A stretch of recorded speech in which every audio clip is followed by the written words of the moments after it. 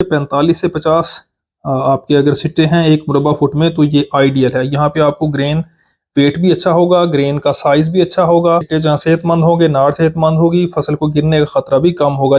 बिस्मिल्लाहिर्रहमानिर्रहीम, अस्सलाम वालेकुम काश्तकार भाइयों। हमने एक वीडियो शेयर की थी जिसमें बताया गया था कि गंदम से अच्छी पैदावार लेने के 4 असूल हैं। पहला असूल ये था कि टिलर्स की तादाद या एक मुरब्बा फुट में सिट्टों की तादाद कितनी है। अगर ये आपकी अच्छी होगी तो अल्टीमेटली पैदावार जो है अच्छी होगी। दूसरी बात थी कि सिट्टे पे घुंडियों की तादाद, फिर एक घुंडी में जो है वो उसमें दाने कितने बनते हैं, फिर जो दाने बनते हैं उनका वजन कितना है। तो आज की वीडियो में हम डिस्कस करेंगे कि हमें एक मुरब्बा फुट में जो है पौधों की, टिलर्स की या सिट्टों की कितनी तादाद चाहिए, कौन से अवामिल जो हैं इस पे असरअंदाज होते हैं। अगर खुदा ना खासा आपका कोई एक स्टेप जो है वो पीछे रह गया है, कोई इशू आ गया है, तो क्या उसको आप ओवरकम कर सकते हैं, अगर कर सकते हैं तो किस तरह से। तो गंदम की जो पहली बुनियाद है वो है एक मुरब्बा फुट में आपके पौधे या टिलर्स या सिट्टों की तादाद। अगर देखा जाए तो एक मुरब्बा फुट में आपको कम से कम 12 से जो है वो 20 तक पौधे चाहिए होते हैं। अगर हम पौधों की तादाद ज़्यादा बढ़ाते हैं तो हमारे पास टिलर्स की तादाद कम हो जाती है, सिट्टे का साइज कम रह जाता है, फसल को गिरने का खदशा होता है या दाने जो है वो कमज़ोर रह जाते हैं। इसलिए हम एक ऑप्टिमम जो पॉपुलेशन है पौधों की तादाद एक मुरब्बा फुट में, उसको मेंटेन करना चाहते हैं। तो जैसा मैंने बताया कि 12 से 20 तक जो है वो पौधे अगर आपके एक मुरब्बा फुट में उगाव के टाइम पे मौजूद हैं तो यकीनी तौर पर हमें जो है हमारी जो टिलर्स की मतलूबा मिकदार होगी या सिट्टों की जो एक मुरब्बा फुट में मतलूबा मिकदार होगी वो मिल जाएगी। अब पहली स्टेज जो है, जैसा पौधों की तादाद है अगर एक मुरब्बा फुट में, तो यकीनी तौर पर पहला जहन में आता है कि बीज। तो आपने सेहतमंद बीज इस्तेमाल करना है। अगर आप ड्रिल काश्त कर रहे हैं तो 45 से 50 किलोग्राम सीड काफ़ी है, क्योंकि यहाँ पे उगाव जो है वो बीज का मैक्सिमम होता है। दूसरी तरफ अगर आप बत्तर काश्त कर रहे हैं तो आपको सीड की मिकदार बढ़ाना होगी। 50 से 60 किलोग्राम सीड जो है वो काफ़ी है। अगर आप कोर छट या गप छट यानी कि खुश्क ज़मीन जो है तैयार करके सीड लगा रहे हैं तो तब भी आपके पास 45 से 55 किलोग्राम तक सीड जो है काफ़ी है, क्योंकि इस तरीके में 10% तक जो है वो सीड की बचत होती है, उगाव बेहतरीन होता है। लेकिन अगर खुदा ना खास्ता आपके सीड में कोई इशू था, आपने सीड रेट कम रखा, उगाव बत्तर की वजह से या मौसमी हालात की वजह से कम हुआ है, तो क्या कुछ ऐसे तरीके हैं जिसकी वजह से हम अपने मतलूबा जो टिलर्स की या सिट्टों की तादाद है एक मुरब्बा फुट में, जो कि 40 से लेकर 60 तक होनी चाहिए। लेकिन मैं ये समझता हूँ कि 45 से 50 आपके अगर सिट्टे हैं एक मुरब्बा फुट में तो ये आइडियल है। यहाँ पे आपको ग्रेन वेट भी अच्छा होगा, ग्रेन का साइज भी अच्छा होगा, आपके सिट्टे जहाँ सेहतमंद होंगे, नाड़ सेहतमंद होगी, फसल को गिरने का खतरा भी कम होगा। लेकिन जितना हम इससे फिर नीचे की तरफ आएंगे तो टिलर्स कम होने की वजह से पैदावार मुतासर होगी। अगर हम इससे ऊपर जाएंगे तो फिर कमज़ोर सिट्टे, कमज़ोर दाने और फसल को लॉजिंग का खतरा होगा। तो आपका जो टारगेट है वो 45 से 50 सिट्टे फी मुरब्बा फुट जो है वो होना ज़रूरी है।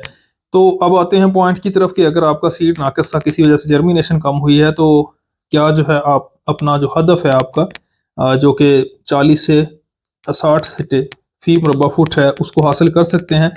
देखिए अगर गंदम की बात की जाए तो एवरेज जो टिलर्स हमें हासिल होते हैं, जो झाड़ बनता है वो 3 से 5 है। ये डिपेंड करता है आपने सीड रेट कितना रखा, आपने खुराक कितनी दी, मौसमी हालात, उसके साथ जो है मैनेजमेंट आपकी किस तरह से थी। तो अगर आपके पास 12 एक मुरब्बा फुट में पौधे हैं तो यकीनी तौर पर अगर आप उसको थोड़ी सी बेहतर खुराक देंगे तो टिलर्स अगर उससे 5 बन जाते हैं तो यकीनी तौर पर हमारा 50 के राउंड अबाउट जो है टिलर एक मुरब्बा फुट में हमें हासिल हो जाएंगे। दूसरी तरफ जो है अगर अब आपके पास जो है 20 पौधे थे तो यकीनी तौर पर 3 टिलर्स होंगे, तब भी काफ़ी है। तो अगर उगाव कम था, आपने टिलरिंग को बेहतर करना है, तो फिर आप क्या कर सकते हैं। 3 तरीके हैं आपके पास। हार्मोन्स, दूसरे नंबर पे जो है आप कोई वीडीसाइड इस तरह का सेलेक्ट करें जो स्ट्रेस इंड्यूस करे, उसके बाद जिंक का इस्तेमाल है। तो ये 3 चीज़ें हैं जो फील्ड में प्रैक्टिकली हमने ट्राई की हैं, जो बहुत अच्छा जो है वो गंदम का झाड़ बनाने में मौसर हैं। ज़बरदस्त यूरिया भी आप उसको जिंक के सोर्स में ही ऐड कर लें। गंदम की फसल से अच्छे झाड़ के लिए जो सबसे अहम चीज़ें हैं वो तो 2 से 3 किलोग्राम 33% वाली जिंक इस्तेमाल करें और 40 किलोग्राम ज़बरदस्त यूरिया पहले पानी पे इस्तेमाल करें। गंदम का एक्सीलेंट झाड़ होगा। अगर दूसरे स्टेप पे हम जाएं तो हमारे पास एक जहर है ट्राई अल्ट्रा, जिसमें चौड़ा और नुकीला दोनों पत्ते जो है वो कंट्रोल करने की सलाहियत है। अगर आप इस जहर को 25 से 35 दिन जो है वो बड़े एक्सीलेंट हैं इसके इस्तेमाल के, अगर उन दिनों में इस्तेमाल कर लेते हैं। एक चीज़ मैं बताता चलूँ, आपने इसको खुश्क बत्तर में स्प्रे करना है। कोशिश करें स्प्रे करने के 3 से 4 दिन बाद जो है फसल को पानी लगा दें, आपको एक्सीलेंट रिजल्ट्स मिलेंगे। और अगर आप अपनी फसल के उगाव के 25 से 35 दिन के दरमियान इस जहर का स्प्रे करते हैं इस ब्रांड नेम का ट्राई अल्ट्रा के नाम से मार्केट में सस्ता भी है, तो आपको शानदार टेलरिंग मिलेगी और इसके साथ ही जो है जड़ी बूटियों का मुकम्मल कंट्रोल मिलेगा, चाहे जितनी भी चौड़े या नुकीले पत्ते वाली होती हैं। लेकिन अगर इस दौरानिए के बाद स्प्रे करते हैं तो उस सूरत में जड़ी बूटियां बड़ी होने का अंदेशा होता है। दूसरी तरफ जो है वो टिलर्स जो है वो आपको मुनासिब मिकदार में नहीं मिलेंगे।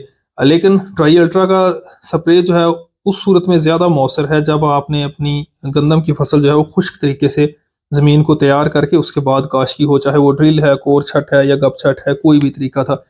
तीसरा जो है वो बहुत आसान है, हार्मोन का इस्तेमाल। नेफ्थाइल एसिटिक एसिड प्लानोफिक्स या फाइटोफिक्स के नाम से मार्केट में अवेलेबल है। 50 मिलीलीटर, हद 60 मिलीलीटर फी एकड़, इससे ज़्यादा आपने कतन जो है वो इस्तेमाल नहीं करना।